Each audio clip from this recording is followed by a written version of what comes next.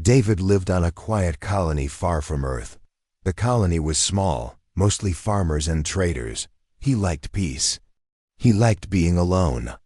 Every day, he worked on his crops, fed his animals, and watched the twin suns set in the sky. But one night was different. As David stood on his porch, he noticed a strange light in the distance. It wasn't the suns. It wasn't a storm. It was a bright blue light, moving slowly in the dark sky. He stared at it, thinking it was just a falling star. But then, the light stopped. It hovered close to the ground, just beyond his fields. A strange hum filled the air. The animals got nervous. Birds flew away. The air felt heavy, like a storm was coming. But there was no wind. David grabbed his flashlight and decided to check. He was not a brave man, but curiosity pushed him forward.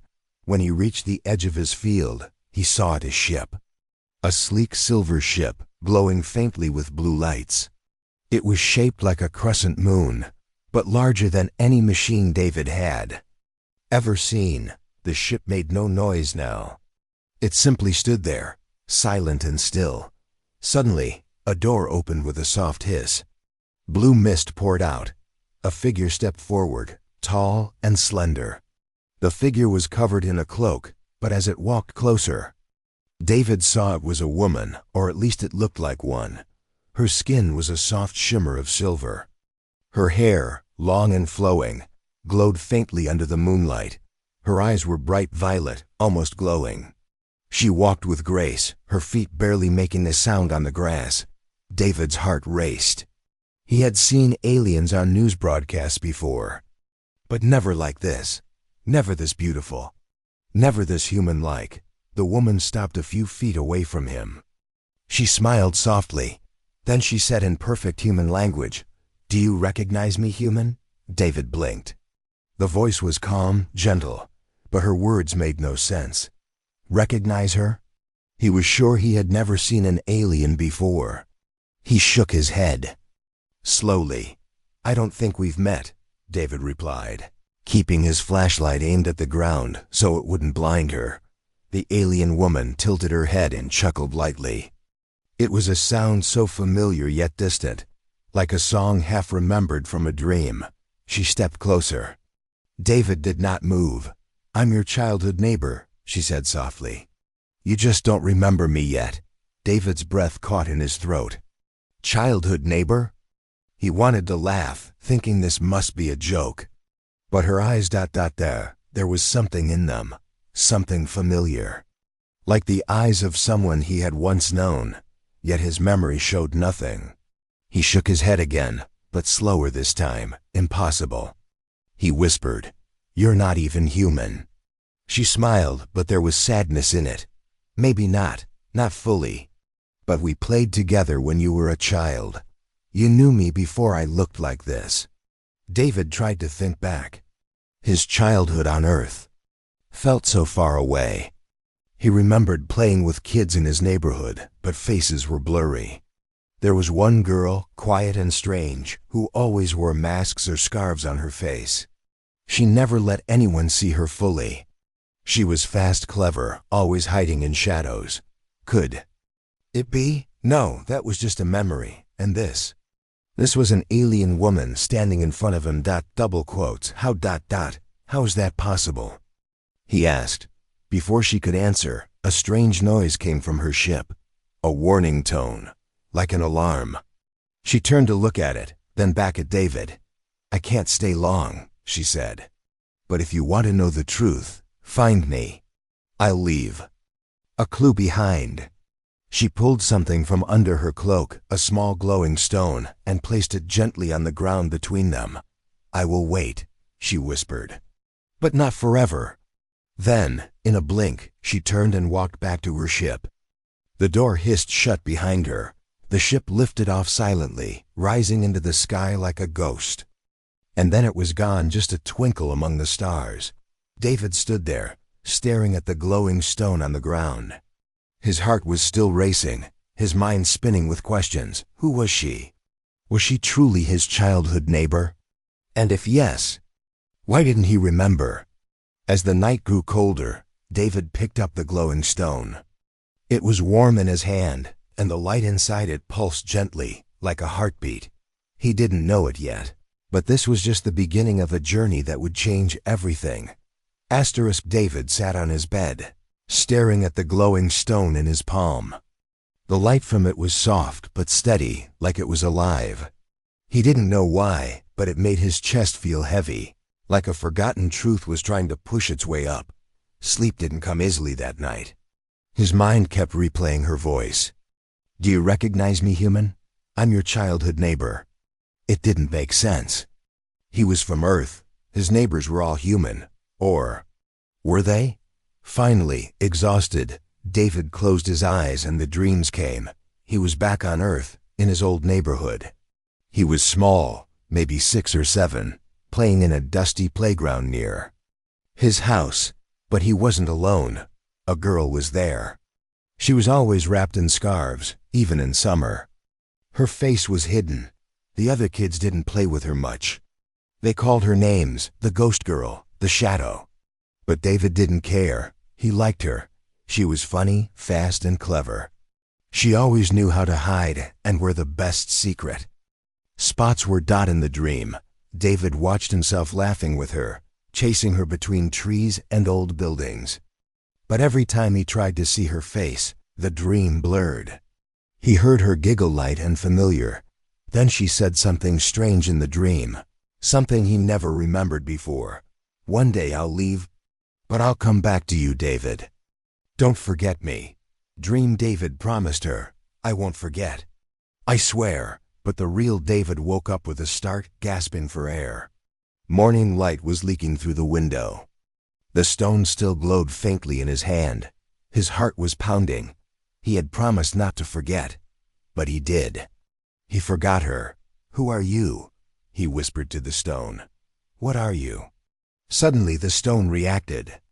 It shined brighter then, projected a small blue hologram in the air. A tiny image of the alien woman appeared, her soft violet eyes looking straight at him. She spoke. "If you truly want to remember, find me. The ruins beyond the eastern cliffs come alone." Then the light vanished. David sat still. The eastern cliffs were dangerous. They were far, covered in thick forests and sharp rocks. Creatures lived there, things people didn't bother. It was a place of death and mystery. But what choice did he have? The dreams, the memories, the voice, they were all pushing him forward.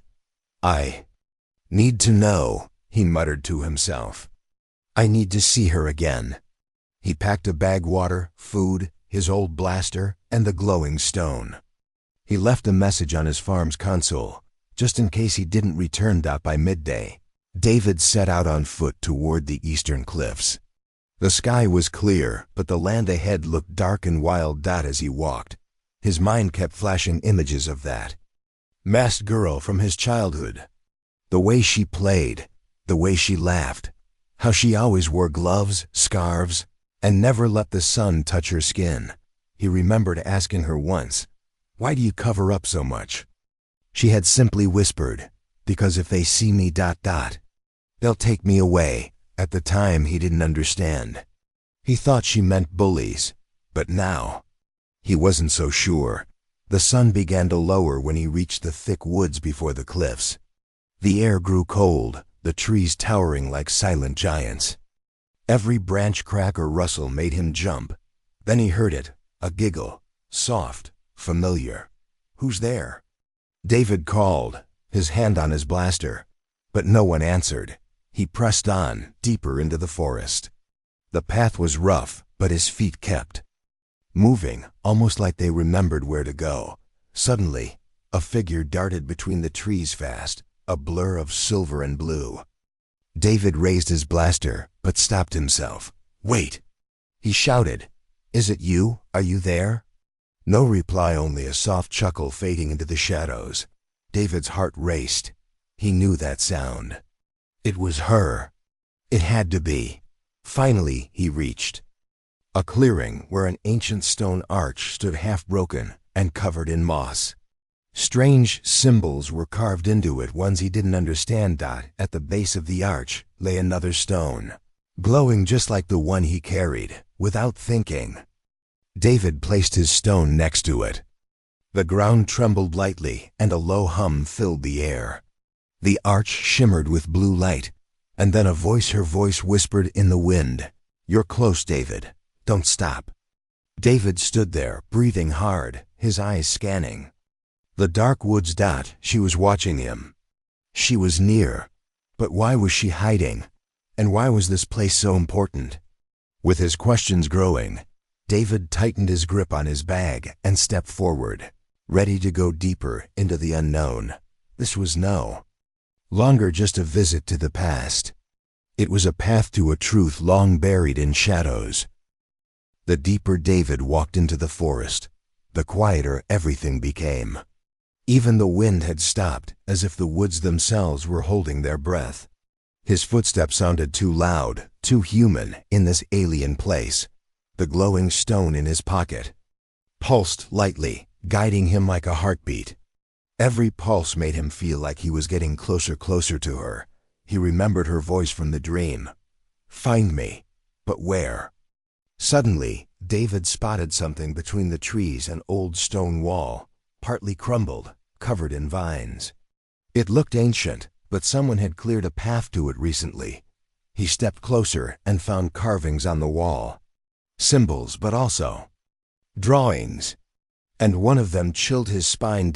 It was a picture of two figures, one human, one alien, standing together under the same starry sky. Holding hands, David touched the image. The stone under his fingers was warm. And then he heard a whisper, soft and close to his ear. "You remember, don't you?" He spun around, nothing but trees. But the voice was real. He knew it. David pushed aside the vines and found a circular stone disc attached to the wall. It had a small slot in the center, just the size of his glowing stone. Slowly, carefully, he placed the stone inside. The disc lit up, symbols glowing in a spiral. And then it projected a hologram in the air. There she was again, the alien beauty. Stood in the hologram, her silver hair flowing, violet eyes soft. She spoke, "David, if you are seeing this, then you've remembered enough to seek me." David's breath caught in his throat. "I was your friend once. We shared laughter, games, secrets. But I was not like the others. My family was hiding. On Earth, I couldn't show my true face. I had to hide always. But I promised I'd return one day."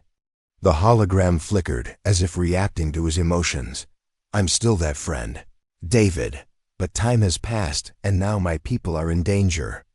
And so are yours. The peace between us may break. But I believe you can help stop that. That's why I came back." Then she looked directly into the projection, her eyes intense. "But I cannot wait forever. I've left more clues ahead. If you wish to see me again, follow them, but beware. Not all who wander these woods are friendly." The hologram faded, leaving David alone with the glowing disc. His hands trembled slightly. It was real. She was real. And their childhood friendship. It was no fantasy. But peace between their species? War? That sounded too big for him. He was just a farmer, a nobody. Still. He couldn't ignore the pull in his chest. He had to find her. David turned to leave but froze. A shadow moved between the trees, not fast like her, but slow and heavy. A deep growl rumbled through the air. Something was watching him. David slowly drew his blaster, aiming it at the dark. "Show yourself," he called. No answer, only the sound of cracking branches. Then from the dark, a pair of red eyes opened, watching, blinking. And then another pair. And another. David stepped back. There wasn't just one thing. There were many. Creatures of the forest, predators. And he was alone. Suddenly, a soft whistle echoed through the trees. The eyes disappeared instantly. The growling stopped. David stood still, panting, his blaster shaking. What just happened?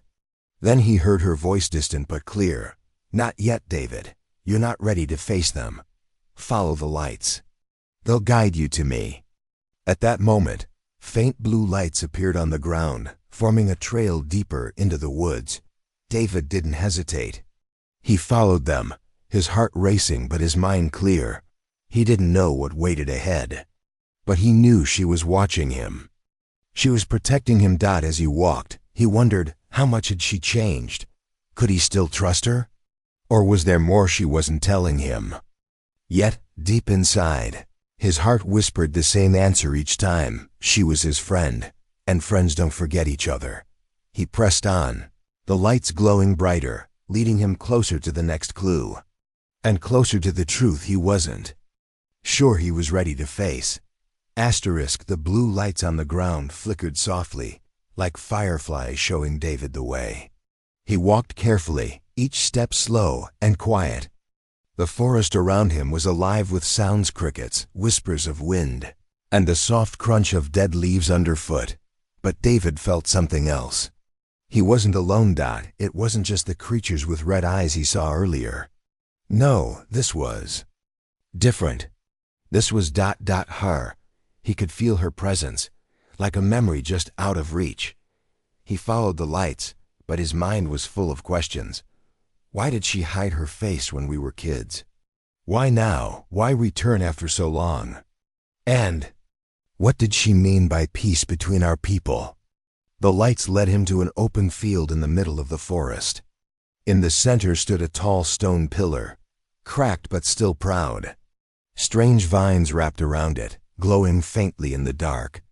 Symbols were carved deep into its surface like a forgotten language. At the base of the pillar was a metal box, half buried in the soil. David knelt down and brushed away the dirt, opening the box. Inside was a small dusty book with a leather cover. He opened it, expecting alien writing. But no, it was in human language.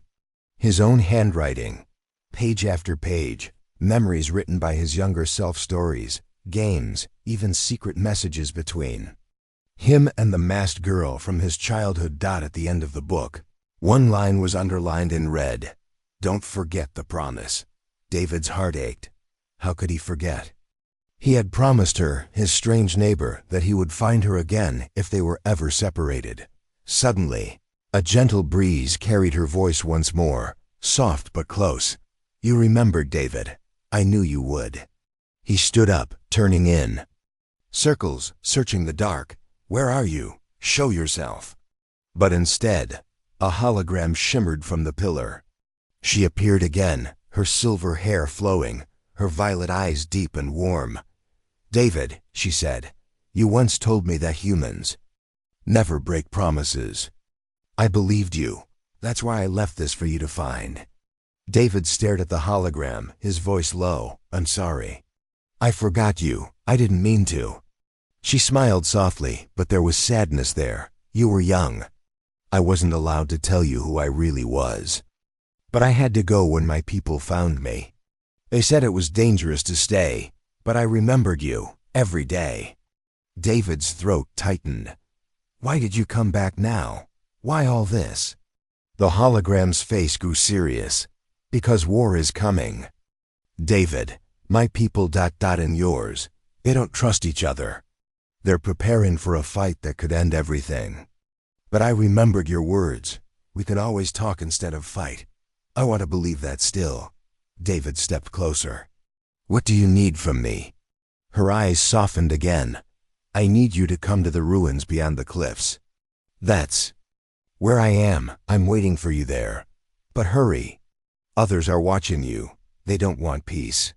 Before he could ask more, the hologram faded, leaving the night silent again. David grabbed the book, holding it tight. He now knew this wasn't just about memories. This was about stopping a war. He turned back to the lights, but they were gone. Instead, there was a shadow standing at the edge of the field. David froze. "Who's there?" The shadow didn't move. Then it spoke, its voice low and rough. "You shouldn't have come here, human." David raised his blaster. "What do you want?" The shadow stepped forward, revealing itself a tall alien figure, not like her. Its skin was dark and rough, its eyes sharp and cold. "You were warned," the alien growled. "She is a traitor to her kind. And you ... you're just a pawn." David's grip on his blaster tightened. "She's my friend." The alien sneered. "Then you'll die with her." Before David could shoot, the ground trembled. From the trees, more figures emerged, surrounding him, hunters sent to stop him. David's mind raced. He couldn't fight them all. He needed to run. He needed to find her. With no other choice, he fired a shot into the ground, kicking up dirt and dust, then dashed toward the forest path again. His lungs burned, his legs screamed, but he didn't stop. He could hear them chasing him, footsteps. Heavy and fast. Through the dark, he whispered to himself, "I won't break my promise." Somewhere ahead, she was waiting. And he would get to her, no matter what. David ran until his legs nearly gave out. His breath came in gasps, his heart pounding like war drums in his chest. The hunters were close. He could hear them, their heavy boots thundering behind him, their voices snarling like beasts. But just when he thought he couldn't go any further, the forest ended abruptly. Before him stood the cliff's towering walls of stone, with jagged edges that kissed the sky. And at the center, hidden between them, stood an ancient doorway carved directly into the rock. Strange glowing symbols pulsed faintly around its frame, and there she was, the alien woman. The childhood friend he had forgotten, but whose face now came back in flashes with every beat of his heart. She stood in the doorway, her silver hair flowing like liquid light, her violet eyes glowing brighter than before. She raised her hand and whispered, "Come to me, David." But the hunters were closing in. David looked back. Dark shapes moved through the trees, fast and angry. He didn't think, he just ran. His boots slammed against the rocky ground as he charged toward her. The hunters burst from the trees, shouting, but she stepped forward and raised her hand. The air shimmered. A force, invisible but powerful, pushed the hunters back like leaves in a storm. David stumbled into her arms, gasping for breath. She caught him gently, her hands warm and steady. "You made it," she whispered. David looked up at her face, still trying to catch his breath. I remembered," he panted. "I remembered you." She smiled, a real smile, soft and full of relief. "You kept your promise," she said. David stared at her, really seeing her for the first time, not just the alien beauty, but the playful girl from his memories. The one who always hid her face, the one who whispered secrets in the dark corners of his childhood. "It's really you," he said, voice full of wonder. "But ... why me? Why did you come back for me?" She touched his cheek, her silver fingers, light and gentle. "Because you were the only one who ever saw me as a friend," she said. "Not a monster, not a stranger, just ... me." David's chest tightened. The memories were clearer now, her laughter, their games, their secret hiding spots. He had forgotten, but his heart hadn't. "What's your name?" he asked softly. She smiled. "Soraya. My name is Soraya." David repeated it quietly, as if trying to etch it into his soul. Soraya. But their moment didn't last long. The hunters were regrouping, shouting orders, their weapons charging with angry light. Soraya turned sharply, her eyes fierce. "We have to go. This way." She led David through the stone doorway. Inside, the air was cool and damp, lit by soft blue lights embedded in the walls. The path twisted and turned like a maze carved by ancient hands. "Where are we?" David asked. "These are the echo tunnels," Soraya said. "They were built by my ancestors to hide from enemies. No one can track us here, not even them." David glanced back, hearing distant shouts fading into nothing. "Safe for now." As they walked, David asked, "Why are they after us? What do they want?" Soraya sighed, sadness in her voice. "Because I want peace, but not everyone does. Some of my people believe humans are dangerous, untrustworthy. They think war is the only way to survive. And the hunters? They're sent to stop me before I can reach the council. If I bring a human ... if I bring you, it could change everything. Proof that we can be friends. That we can remember each other. David stopped walking. Why me? Why would they listen to me? Saraya looked back, her violet eyes shimmering. Because you're not just any human. You're the boy who played with the alien girl no one else dared to know. You made me believe friendship was possible. And if you can remember that, maybe others can too. David felt the weight of her words. He was just a farmer. But to her, he was more. They reached a wide chamber where soft lights glowed like stars overhead. Symbols danced on the wall, stories of unity between species, of peace once achieved. Long ago and then lost. Saraya stepped forward and pressed her hand to a symbol. Rest here, she said. We'll move at dawn. I'll take you to the council myself. David sat down, still catching his breath, still processing everything. As he watched Saraya standing under the glowing lights, he realized this wasn't just about remembering. It was about finishing a promise that had waited years to be fulfilled. And for the first time in a long while, David felt he was exactly where he was meant to be. In the heart of the unknown. By the side of the friend he never should have forgotten. The air inside the tunnels was colder by morning. Thin rays of blue light leaked from the cracks in the walls, making the stone glimmer softly like ice. David woke up with a start, the old leather journal still clutched in his hands. Saraya was already awake, standing silently, eyes closed, as if listening to something only she could hear. David rubbed his eyes. Can we leave now? She nodded slowly. Yes, but we have to. Be careful. The closer we get to the council's chambers, the more watchers there are. Watchers? Saraya opened her eyes, glowing faintly violet. Guardians of the old paths, machines ... and minds. Some might still protect us. Others, her voice tightened. Others might want to erase us both. David stood up, still sore from running the day before. Why risk all this? Why bring me? She looked at him, sadness and hope mixing in her gaze. Because you're my proof, David. Proof that humans and my people can trust each other. The council needs to see that. Without it, peace will never be real. They moved forward, deeper into the tunnels. The walls changed as they walked. Symbols turned into murals. Ancient art showing humans and Saraya's kind working together. Building cities, sharing knowledge. David stared in disbelief. We worked together before? Saraya touched the mural lightly. Long ago. Before fear poisoned everything. My people fled when humans started hunting what they didn't understand. And now, history repeats itself. They pressed on until the tunnel opened into a vast underground hall, shaped like a circle, with 7 tall stone chairs arranged like a ring. And they weren't empty. 6 figures sat there tall, elegant, alien like Saraya but older, their eyes brighter, their presence commanding.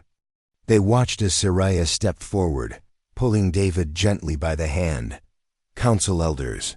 She spoke, her voice firm. I've returned, and I've brought him, a human, my childhood friend. The elders' eyes narrowed, their expressions unreadable. The one in the center, a woman with sharp silver patterns on her skin, spoke first. Saraya, we warned you. Humans cannot be trusted. Their nature is greed, violence, fear. Saraya shook her head. You're wrong. David is proof. He remembered me. He risked his life to find me. If one human can still hold a promise from childhood, doesn't that mean something? David swallowed hard as all eyes turned to him. I'm just ... I'm just a farmer, he admitted. But she was my friend. She still is. And I'm here because I promised her I'd never forget. And because I don't want a war either. The hall went silent. Then the elder woman spoke coldly. Words are wind, human. Where is your loyalty when your people come with weapons? How can we believe you? Before David could speak, a new voice echoed through the chamber. You shouldn't. From the shadows stepped a figure, one of the hunters who chased David. His eyes burned with fury, his voice sharp. He's a distraction, a tool, humans lie. This one is no different. The council murmured. But Soraya stepped between the hunter and David, her stance protective. He's not a tool. He's my memory, my bond. We played together, shared secrets. That's not a lie. The hunter sneered. And what will you do when his people come with fire and steel? Beg them to remember games and promises? David clenched his fists. No, he said. I'll stand between them. I'll remind them that there was a time we didn't fear each other. If we let fear rule again, we all lose. The elder woman watched him closely. Then she said, There's a test. One that will show your heart's truth, human. Soraya's eyes widened. No, that test is dangerous, but the elder raised a hand. If he passes, we'll listen. If not, both of you will be erased and your story forgotten. David stepped forward, voice steady. I'll do it. Soraya grabbed his arm. David, you don't have to. He looked into her eyes, soft but firm. I promised you, I won't break it now. The elders murmured again, then stood together. A hidden doorway opened behind them, revealing a dark passage. Enter, human, the elder commanded. Face the mirror of echoes. It will show us your truth and yourself. David took a breath, then stepped toward the dark passage. Soraya watched, worry in her glowing eyes. She whispered, Remember who you are, David. Remember us. And as he vanished into the shadows, David didn't know what he would face. Only that if he failed, the friendship that survived across species and time would die with him. David stepped into the dark passage, his heartbeat loud in his ears. The walls were narrow, cold stone pressing close on each side. Faint lights flickered like distant stars, barely showing the way forward. But then, the tunnel widened into a chamber, silent, empty, except for a single object in the center. A massive mirror, tall as a house, its surface smooth, like glass but dark as a still pond at midnight. This was the mirror of echoes. David approached slowly. As he stood before it, his reflection shimmered, not quite matching his movements. It felt alive, watching him as much as he watched it. Then the mirror spoke, not with a voice, but directly in his mind. Who are you, human? A farmer? A forgotten child? Or just another invader? David swallowed hard. I'm just me, David. The mirror pulsed, then showed images: Earth burning, human armies marching, cities crumbling under warships. Your kind destroys what it fears. What makes you different? David clenched his fists. I was raised to fear aliens too. But I didn't. I played with her, didn't I? Soraya, she was my friend, and I didn't care what she looked like. The mirror shifted, now showing him as a child, laughing with the masked girl. The memory was warm, but then it blurred into adult soldiers tearing friendships apart, labeling aliens as threats. Friendship fades. Fear grows. What stops you from turning like them? David's voice shook, but he stood firm. Because I remember. I remember her laugh. I remember her kindness when others were cruel. And I promised her I'd never forget. The mirror darkened again. Then suddenly, it showed his reflection, not alone, but with Soraya standing beside him, smiling, her violet eyes bright. Then the image shifted: Soraya lying broken, the council dead, Earth burning again. Would you sacrifice your kind to save hers? The mirror asked. David's chest tightened. The weight of choice pressed on him. No, he said, but I won't sacrifice anyone. Not hers, not mine. If I have to stand between both sides to stop them from killing each other, I will. Even if I die doing it. Silence. Then the mirror pulsed with light, warm and bright. The dark surface shimmered and cleared, showing David himself, but not alone. Behind him stood Soraya, holding his hand. Truth accepted, the mirror whispered. You choose unity, not sides. Your heart remembers. Then everything vanished in a bright flash. When David opened his eyes, he was back in the council hall. The elders stood watching. Soraya ran to him, worry etched on her face. David, she called. Are you? He stood steady, breathing hard but alive. I'm okay. The elder woman stepped forward, her gaze piercing. And what did you see in the mirror? David looked at her directly. Myself, standing with Soraya, not against anyone, but between.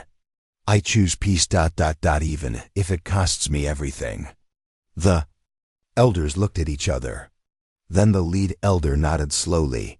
You have passed human. The mirror shows the heart's truth. And your heart remembers the bond of friendship. Soraya smiled, her eyes glowing with pride. She grabbed David's hand, squeezing it gently. The elder spoke louder. Let it be known the human David carries proof that not all humans seek war. We will call for talks with Earth, and Soraya will represent us with her human beside her. But just as relief washed over them, a sharp voice cut through the chamber. You fools! It was the hunter from before, his eyes wild with rage. You believe a human's weak heart? They'll betray you the moment you turn your backs. He charged forward, weapon raised. Soraya moved to shield David, but David pushed her aside and fired his old blaster. The shot hit the hunter's weapon, knocking it aside. I'm done running, David said. If you want war, you'll have to go through me. The hunter stared, breath heavy, then sneered and stormed out. His shadow vanishing into the tunnels. The elders stood silent, watching David not as a threat, but as something rare. A human who remembered a promise, a human who chose peace. Soraya turned to him, her voice soft. Thank you, David, you saved. More than me, you saved a future. David smiled faintly. No, I just kept my promise. They stood together, human and alien, childhood friends reunited. And in that ancient hall, a new chapter began not just for them, but for two worlds that had forgotten each other for far too long. Because sometimes, the simplest promises made as children are the ones that can change the fate of worlds.